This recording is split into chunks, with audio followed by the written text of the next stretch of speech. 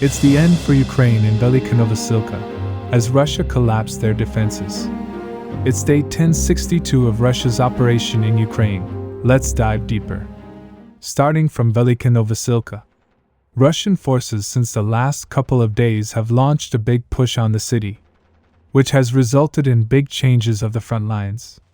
In addition, it has almost collapsed the defense of the city. Ukrainian forces are doing what they can to slow the Russian push. Last time we covered this front, we saw how Russian forces cut the last main supply road from the south and operationally encircled the city. Due to the geographical situation, it is much harder to supply the city without the main roads. But it being one of the major cities on the southern front, Ukraine has very good fortification around and within the city. But with reduction of supplies, it will be very hard to defend as well. So Russian forces didn't launch the major push as soon as the last road was cut. But instead they waited another week. In the meantime, along with shelling the Ukrainian strongholds, they cleared the areas around the city for their major push. According to the reports, Russian forces started attacking urban areas of Neskukne. It was reported that they were able to push Ukrainian forces back and took the entire settlement under their control.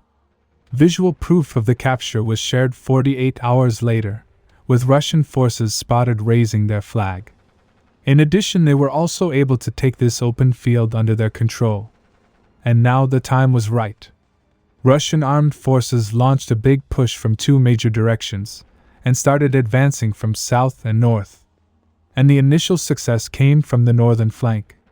Here Russian units were attacking from two directions, with the objective of quickly reaching the city. From Novosilka, they quickly captured this open field, while other units were able to take this small area. Meanwhile, at the southern flank, Russian units started advancing along the road. It was reported they took this small section under their control. Even though this looked like a small advance, this was a good start, because this set up their big breakthrough. There were rumors that, due to supply roads being cut, Ukrainian forces were conservatively using their supplies, and this started to reflect.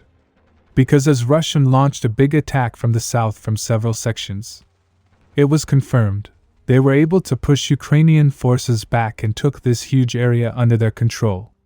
With this advance, they have almost taken every position on the western side of the river. This was visually confirmed as we saw them raising their flag, signaling full capture of Avdiivka. Meanwhile, at the northern flank, as Russians were pushing from two directions, Ukrainian forces decided to withdraw towards the city, where it would be better to defend the urban areas. It was recently reported this area is now under Russian control. In addition, they launched another push northwards.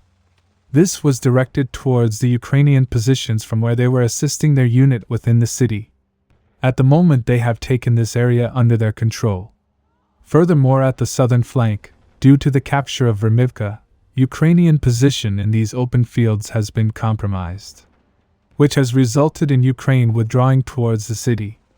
However, at the moment this area is considered a gray zone due to lack of visual proof. In addition, there are reports that Russian units have crossed the river and entered the western part of the city.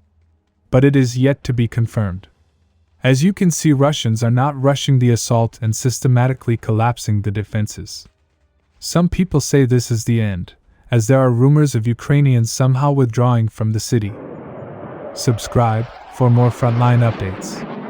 Let me know your thoughts in the comments down below.